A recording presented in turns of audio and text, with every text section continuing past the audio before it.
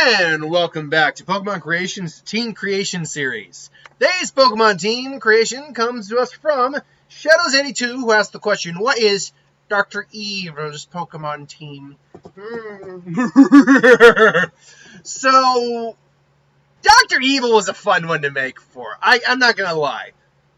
I knew I needed the blend of his personality traits, which personality traits are a little difficult to do, especially because, a lot of people have very similar personality traits. But also his attire or his plans, his general schemes, the people he surrounds himself with. So I think I got a pretty solid one. And let's get the big one out of the way. The one that everyone needs to know. Which cat is Mr. Bigglesworth? This is kind of a Giovanni situation where he always has this cat with him. In his case, it's a Persian. I don't see Dr. Evil's cat Pokemon, his Mr. Bigglesworth Pokemon, being a Pokemon that is his primary source for combat, his primary source for battle. It can be used in battle. It's not like it's a weak Pokemon, but it's really just, stroke your kitty, love your kitty. And that actually became a little bit more trickier than I thought it would be. Because I'm like, okay, Mr. Bigglesworth, I believe, is a Persian. But it's they use a bald cat. I can't remember the name, but it's a cat that is I think they call it the Sphinx cat. But it's a bald cat. So I'm like, there is no bald cat Pokemon. So what's the closest thing to a bald cat Pokemon? And I'm like, well, Meowth kind of falls close to that. I was thinking Alolan Meowth due to the dark type, but something about it just didn't really click for me. Neither does Galarian Meowth. That doesn't click either. Then I had to think well, what about Purrlit? Purrlit wasn't a bad option, but it's honestly too hairy in my mind. Even Purrlit looks on the hairy side. So I'm like, okay, that doesn't work either. Neither does Litleo. It's a little lion cub. It's not like necessarily a house cat that you just pet and stroke and love. Ultimately, I knew where it was going to come down to. I had to put a Glameow in there. Now, Glameow, still, it's got tough fur on its tail, it's got a little fur on its neck. Still not a perfect Mon, but there is no Mon that's a perfect Mon. I think, though, at least design-wise, this kind of fits the closest to Mr. Bigglesworth.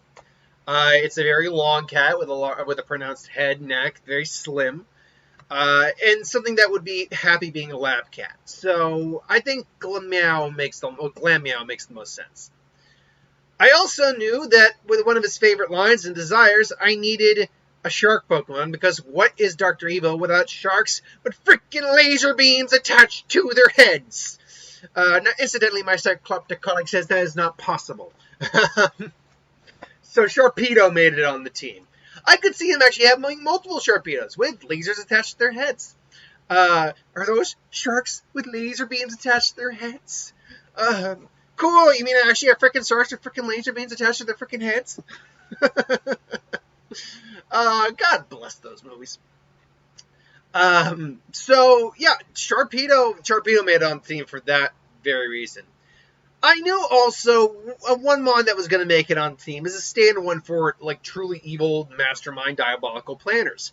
Malamar. Malamar is actually one of the only Pokemon, even by Dark-type standards, that is depicted and described as being an evil Pokemon. And, Dr. Evil says that he's evil throughout all the films up until the very end of the last film. So having a Malamar would make sense. Now we get into a little bit more of the, alright, where are we going with this? Well, one thing I knew I was going to put on the team was a Genesect. Now, the reason for that is because there's no other Pokemon in the game, in the series so far, that really is representative of lasers. Dr. Evil is very well known for using lasers. You can't see me, but I'm using the quotation marks, or so I've been told. But yes, Genesect, being an altered Pokemon, is designed to have a laser cannon on it. So when we're talking about a guy who uses nuclear weapons, oh hell, why don't we do just what we always do? Hijack nuclear warheads and hold the world hostage, yes? Good. So, yes, ultimately, I thought Genesect had to be on the team. The other Mon I knew I had to have on the team is our fat bastard stand-in, who is none other than Snorlax, a Pokemon that likes to eat as this fat bastard, and is a very fat Pokemon as this fat bastard. I could even see, like, if there's ever I don't think we'll ever get a Scottish region, because we got the Galar region, which is a combination of multiple parts of the UK. But if we ever did, I could see a Scottish bastard-looking Snorlax, so, or something akin to that. Or like the Scotsman from Samurai Jack. But, yeah, Snorlax made it on the team. Last but not least, we need our Mini-Me, folks. We need our Mini-Me Pokemon. Now, that actually is a bit tricky. Because Mini-Me is just a clone of Dr. Evil. He's literally a smaller version of Dr. Evil genetically. So, you could do a bunch of things with that, where it's like any Pokemon you could put there, technically speaking, because despite the fact that there are some Pokemon have their standard size range, in the world of Pokemon, all Pokemon sizes do range a little bit. So you have a smaller versus a bigger. Now then, you could also go, well, what about the cloning? You could have gone Mewtwo as a clone of Mew. Yes, but that seems way too powerful for Dr. Evil, and it does not seem like a Mon that actually fits. And Mewtwo is not smaller than Mew. It's actually the reverse. So that didn't make any sense. Ultimately, though, I actually went with one of the Mon I used in one of my more recent videos, and that would be Kangaskhan. However, because of his bond with Mini-Me, I felt Mega Kangaskhan actually makes more sense. Particularly because Mega Kangaskhan, the child, actually looks closer to the adult as in its Mega, which means it looks like a Mini-Me situation. So this, I thought, actually worked out perfectly. Now, in terms of how balanced this team is, it's not the most balanced team. I mean, half the team is normal, which means half the team is immune. Actually, 60% of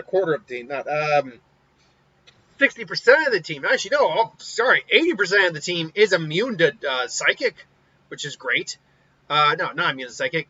60%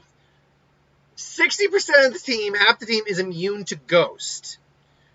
20% of the team is immune to Psychic, and 80% of the team is resistant to Ghost. Then you have Sharpedo, which, Sharpedo's only real weakness actually is Bug, and Bug, Electric, and Fairy. And Sharpedo actually doesn't. Sharpedo's a good Pokemon, but it's not as strong as you might make it out to be. Psyche and Dark is times 4 weak to Bug, so there's that issue. And then, obviously, Genesect is times 4 weak to Fire. But, actually, they all have, two of them have times 4 weaknesses. One of them has a bunch of times 2 weaknesses. And then the rest are basically straight out times 2 by fighting types and immune to ghost types. So it's not necessarily the most balanced team, but given what normal types are capable of doing, learning any attack, that can be easily compensated for. Overall, though, this is the Pokemon team I feel would be most accurate for Dr. Evil. But what do you think? Let me know in the comments below. Until then, thanks for watching. Hope you enjoyed, and I'll see you folks for the next one. Later.